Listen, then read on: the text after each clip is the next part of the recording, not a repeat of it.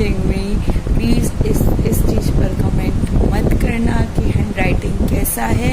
I will try to narrate each and every point जो ज़रूरी है, और मैं उस चीज़ को समझाने की कोशिश करूँगी। तो यू ट्राई कि आप फोकस करें मेरे ऑडियो पे rather than this handwriting, because जब अपन पढ़ रहे होते हैं तो we use to be like अपन जल्दी जल्दी लिख देते हैं। तो मेरी थोड़ा सा ऐसे ही प्रॉब्लम है कि मैं जब जल्दी जल्दी लिखती हूँ तो मैं बहुत ही वर्स्ट हैंड राइटिंग में लिखती हूँ guys, literally I can see. मैं खुद कमेंट कर रही हूँ मेरी हैंड राइटिंग में, सो आई रियली वांट कि आप लोग कमेंट ना करें। सो मैं ट्राई करूँगी कि मैं पूरा आपको अच्छे से समझा पाऊँ। जितने भी मेरे अभी तक सब्सक्राइबर हुए हैं, thanks for coming to my channel, thanks for like watching my video. आप देख रहे हो नहीं देख रहे हो that all depend to you, but आपने मुझे सब्सक्राइब किया, that's really matters. Thank you, thanks a lot. And please writing आप अवॉइड कर देना यार, लेकिन मैं ट्राई पूरा करूँगी कि मैं एक एक वर्ड जो भी इम्पोर्टेंट होगा ना इसमें से I will try to narrate each and every line. तो आप मेरे ऑडियो पे फोकस ज़्यादा करना rather than my video. This I am showing you just because कि हो सकता है कोई चीज़ आपको जस्ट मैं नैरेट कर रही हूँ तो you can go through and read it. तो इसलिए मैं सोच रही थी कि मैं ये जो वीडियो है उसको स्किप करती हूँ एंड जस्ट एक ऑडियो फॉर्म में ही आपको एक वीडियो दे देती हूँ, या फिर कोई नोट्स के पिक्स लगा दूंगी। But then I thought no, you are my subscriber, you can understand my डिगोज फीलिंग राइट। जब अपन नोट्स लिखते हैं तो अपन किस तरीके से लिखते हैं। आई नो बहुत लोगों की बहुत प्यारी हैंड राइटिंग होती है, but I am not in that one. जब मैं चाहती हूँ तो मैं अच्छा लिखती हूँ, जब मैं नहीं चाहती तो मैं बहुत बुरा भी लिखती हूँ। So really sorry for that, पहले ही बोल दे रही हूँ। सो जो 2 मिनट है मैंने इसी को कहने में ख़राब किया, आई एम रियली सॉरी। तो let's begin our video for systemic surgery today. In systemic surgery what I am doing GIT gastrointestinal tract I am doing.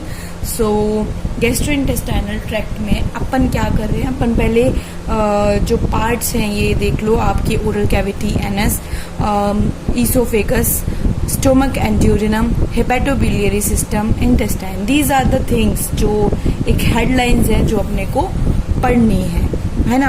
अब इसके बाद में I am coming to the esophagus. अब मैं oesophagus की जो headlines है, सॉरी नॉट मैं, जो जिन्होंने मुझे पढ़ाया था उस काइंड ऑफ मैं आपको बता रही हूँ कि जो ईसोफेगस की जो हेडलाइंस है उस काइंड ऑफ मैंने लिख रखा है। तो आप देख लो एक बार, surgical anatomy, congenital anomaly, trauma section. Trauma section में क्या आता है, foreign body, oesophageal perforation, lye stricture, ठीक है।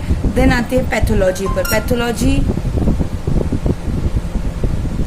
या सो गाइस पैथोलॉजी पर आ जाते हैं, ठीक है। तो पैथोलॉजीज में क्या आता है, क्लेशिया कार्डिया, आई नो आपको अच्छे से पता होगा, आता होगा, GRD and Zenker's diverticulum. I know जो भी मेरे वीडियोस देख रहे होंगे दे आर फ्रॉम मेडिकोज, और कोई फील्ड तो आने से रहा, तो आपको ये सब टॉपिक आते होंगे। मैं भी कोई ज़्यादा नहीं जानती हूँ कि मैं आपको बहुत हाईली टीचर्स के तरीके से एक्सप्लेन कर पाऊँगी, but I try my best to explain this notes. I know आपको नहीं समझ आ रहा होगा लिटरली, बट प्लीज़ ट्राई करना है ना। फिर इसोफेजियल कैंसर, ठीक है। सर्जिकल एनाटॉमी का पार्ट पढ़ रहे हैं अपन, फर्स्ट ये वाला पार्ट ले रहे हैं, ठीक है। सर्जिकल एनाटॉमी में अपने को क्या क्या पॉइंट्स याद करने हैं कि इसोफेगस, जो इसोफेगस है उसका लेंथ कितना होता है, उसकी लोकेशन कहाँ होती है, उसके जो कॉन्स्ट्रिक्शंस हैं वो क्या हैं, डिस्टेंस कितना है, और ये पार्ट्स कुछ ऐसे होते हैं जो अपने को याद ही करने होते हैं, ठीक है। कोई भी आपको कोई तरीका नहीं बताएगा, आपको याद ही करने होते हैं। आई नो बहुत लोग निमोनिक्स बताते हैं, बनाते हैं, बट उन्हें भी याद करना होता है राइट। तो मुझे कोई निमोनिक्स होगा तो मैं आपको डेफिनेटली बताऊंगी, ठीक है। तो लेंथ ऑफ इसोफेगस कितना होता है, 25 सेंटीमीटर। लोकेशन क्या रहती है, पोस्टीरियर मीडियास्टेनम। कॉन्स्ट्रिक्शंस क्या रहते हैं इसोफेगस के, कि क्रिकोफेरेंजियल स्फिंक्टर 3 होते हैं गाइस, ठीक है। Cricopharyngeal sphincter, arch of aorta and division of bronchus and diaphragmatic. तो कॉन्स्ट्रिक्शंस अपने को याद रखने होते हैं, कौन कौन से होते हैं, cricopharyngeal sphincter, arch of aorta and division of bronchus and diaphragmatic, ठीक है। तो जो आर्च ऑफ अरोटा और डिवीजन ऑफ ब्रोंकस है इसके बीच का जो डिस्टेंस होता है दैट इज 15 सेंटीमीटर, ठीक है। अब अपन डिस्टेंस की बात करेंगे, 3 कॉन्स्ट्रिक्शंस है ना ये तीनों, इनके डिस्टेंस की बात करेंगे अपर इंसिशन से तो 15, 25 एंड 40 सेंटीमीटर होता है। अपने जो स्फिंक्टर्स होते हैं वो दो होते हैं, एक अपर इसोफेजियल स्फिंक्टर, ठीक है, एक लोअर इसोफेजियल स्फिंक्टर। अब अपर इसोफेजियल स्फिंक्टर्स का जो पार्ट होता है, जो नैरोएस्ट पार्ट होता है, वो होता है क्रिकोफेरिंग्स, ठीक है। फिर आता है अपना लोअर इसोफेगस स्फिंक्टर्स। अब मैं एक बात बता दूं आपको, स्फिंक्टर्स किस काम आते हैं। स्फिंक्टर्स क्या करते हैं, अपने जो रेगुलेट करते हैं flow of area and back flow. मतलब क्या है कि कोई चीज आपने खा ली, ठीक है, खा लिया आपने कुछ, तो वो वापस से ऊपर ना आ जाए, वो नीचे ही जाए अपने इसोफेगस से। तो उस चीज को रोकने के लिए अपने स्फिंक्टर्स होते हैं कि अवॉइड करते हैं उस बैक फ्लो को, कि वो वापस ना आ जाए, ठीक है। तो स्फिंक्टर्स आर टू, है ना। अब जो इसके बाद में अपने जो आता है कि पाइलोरस आता है, देन स्फिंक्टर ऑफ ओडाई आता है ना। स्फिंक्टर ऑफ ओडाई जिसका डैमेज किससे रिलेटेड होता है, कोलेंजाइटिस से और एक्यूट पैंक्रेटाइटिस से। कुछ कुछ पॉइंट मैं बीच में ऐसे बताती रहूंगी गाइज, जो इस जो टॉपिक चल रहा है उससे थोड़े से एक्स्ट्राज होंगे, तो try to focus on that. कुछ ना कुछ क्वेश्चंस होते हैं जो मैं बीच में लिखी रहती हूँ, उन्हें मैं बोल देती हूँ आपको, ठीक है। देन एनल स्फिंक्टर होता है जो कि अच्छा ये क्या है, अपन ने जो अपर इसोफेगस और लोअर इसोफेगस बताया, पाइलोरस बताया। अब जो स्फिंक्टर ऑफ ओडाई होता है, एक होता है एनल स्फिंक्टर, ठीक है। अब स्फिंक्टर ऑफ ओडाई मैंने बता दिया कोलेंजाइटिस और एक्यूट पैंक्रेटाइटिस के लिए डैमेज रिलेटेड होता है। फिर आता है एनल स्फिंक्टर। एनल स्फिंक्टर में क्या होता है, ये एक्सटर्नल होता है और इंटरनल होता है, ठीक है। अगर डैमेज होगा एनल स्फिंक्टर पे तो आपका फीकल पे कोई कंट्रोल नहीं रहेगा। आप जो स्टूल पास करते हैं उस पर कोई कंट्रोल नहीं रहेगा, ठीक है। तो फीकल पर बोल दो या स्टूल पर बोल दो, there is no control in that. तो अब मैं एक केस के तौर पर बताती हूँ। अगर आप किसी की हेमोरॉइड की सर्जरी कर रहे हो, okay, you are going through the operation of anal like haemorrhoid surgery, then आपको क्या करना होगा, आपको सबसे पहले ये ट्राई करना होगा कि आप एनल स्फिंक्टर को ना काट दें।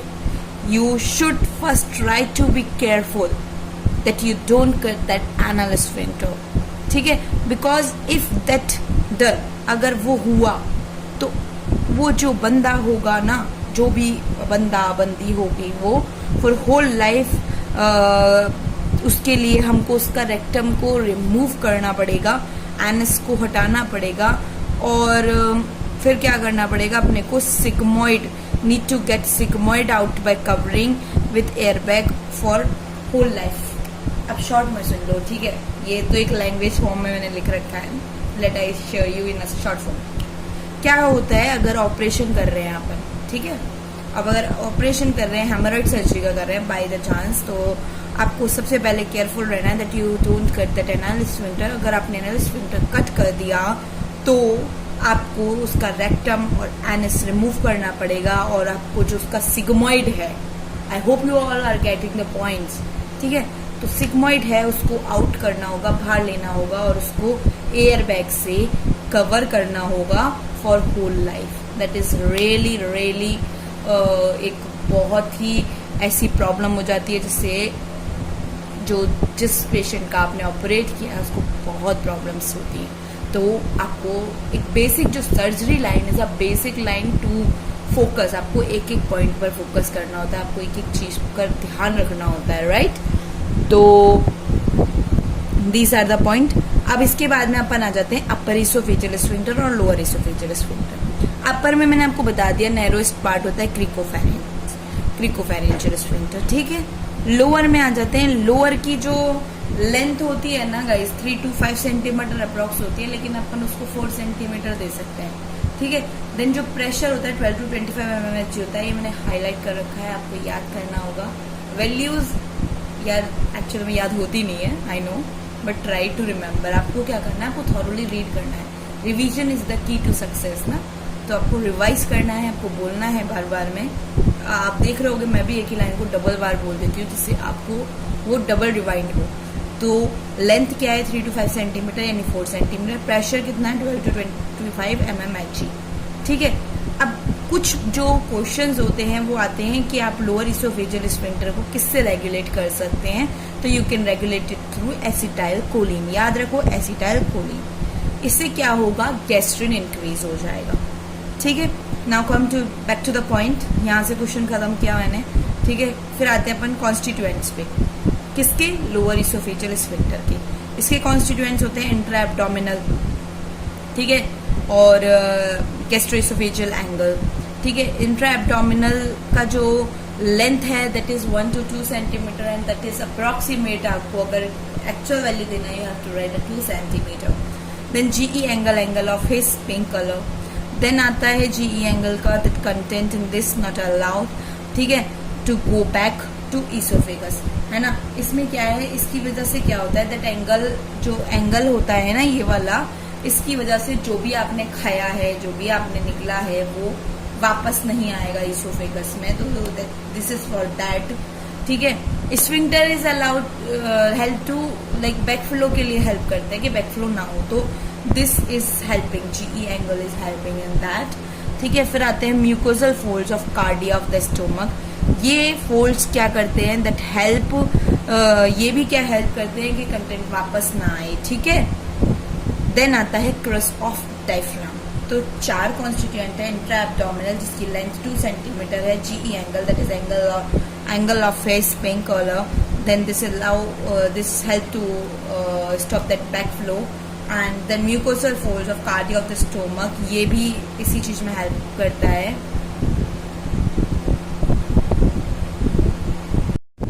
ओके, सो अब अपन आ जाते हैं किस वाले पार्ट पर, माइक्रोस्कोपिक एनाटॉमी पर। ठीक है, सर्जिकल पढ़ लिया आपने, माइक्रोस्कोपिक पढ़ लेते हैं। माइक्रोस्कोपिक में अपने लेयर्स पढ़ेंगे अपन, कौन सी अपनी लेयर्स होती हैं, म्यूकोसा, सब म्यूकोसा, मसल और एडवर्टिशियस और सिरोसा। अपनी 4 लेयर्स होती हैं। ठीक है, म्यूकोसा, सब म्यूकोसा, मसल या एडवर्टिशियस बोलते हैं, या सिरोसा। ठीक है, तो अब म्यूकोसा जो होती है वो स्ट्रेटिफाइड स्क्वेमस नॉन क्रेटिनाइज्ड से लाइंड होती है। ठीक है, और जो ये हैं ये रेट्रोपेरिटोनियल होती हैं। ठीक है, अब जो इसको स्क्वेमो कॉलमनार जंक्शन होता है ना, वो जेड लाइन होता है, ओरा सेराटा होता है, गैस्ट्रिक रोजेट होता है। आपको ये लाइन प्रॉपरली याद करनी है, that's really important line, you have to remind that. ठीक है, squamocolumnar junction is a Z line, ora serrata, gastric rosette. अब अपन आते हैं टाइप ऑफ कैंसर्स पे। कैंसर का अगर आपको टाइप पूछा जाता है तो इसका आंसर डिपेंड होता है कि क्या लाइनिंग है उसकी। ठीक है, तो एनी जो भी आंसर आपका होगा that depend on the lining of same cancer type. जो लाइनिंग होगी उसके अकॉर्डिंग आप उसको डिसाइड अप कर सकते हो। ठीक है, देन आते हैं अपन स्किन। अब मैं कुछ आपको बताती जाऊंगी कि कौन कौन सी जैसे कैंसर किससे रिलेटेड है, लाइक वाइज जैसे स्किन है, तो स्किन किससे है, और फिर अपन जीआईटी ट्रैक्ट के कुछ ऊपर आ जाएंगे पॉइंट्स पर। तो स्किन जो है स्क्वेमस सेल कार्सिनोमा होती है, I hope you all know. GIT tract में से अपन कुछ पार्ट्स लेंगे, जैसे ओरल कैंसर हो गया, oral cancer squamous cell carcinoma होता है, आपको रिमाइंड करना है। ठीक है, इसोफेजियल कैंसर जो होता है वो भी स्क्वेमस सेल कार्सिनोमा होता है। ठीक है, स्टोमक कैंसर में जैसे एडिनोकार्सिनोमा होता है स्टोमक में, क्योंकि ये कॉलमनार लाइनिंग होती है। ठीक है, अब जो एडिनोकार्सिनोमा है, एक बात याद करो कि जो एडिनोकार्सिनोमा है that is most common in western. ठीक है, अब एक और चीज देखो कि जो एडिनोकार्सिनोमा होता है स्टोमक कैंसर में, जैसे कि सिग्मॉइड हो गया, कोलन हो गया, सीलियम हो गया, जेजुनम हो गया, इलियम हो गया, है ना, रेक्टम हो गया, that all are having adenocarcinoma. ठीक है, अब अपन एनाल पे आ जाएंगे तो इसकी लाइनिंग स्क्वेमस होती है ना, तो जंक्शन हो गया कॉलमनार स्क्वेमस। ठीक है, अब आप आ जाओ यूरिनरी ट्रैक्ट में। यूरिनरी ट्रैक्ट में जो किडनी है, किडनी में जैसे nephrons, collecting duct, minor calyx, major calyx. ठीक है, पेल्विस ले लो, यूरेटर ले लो, पेल्विस ले लो। ठीक है, तो ये जो वाले पार्ट हैं जो जैसे कि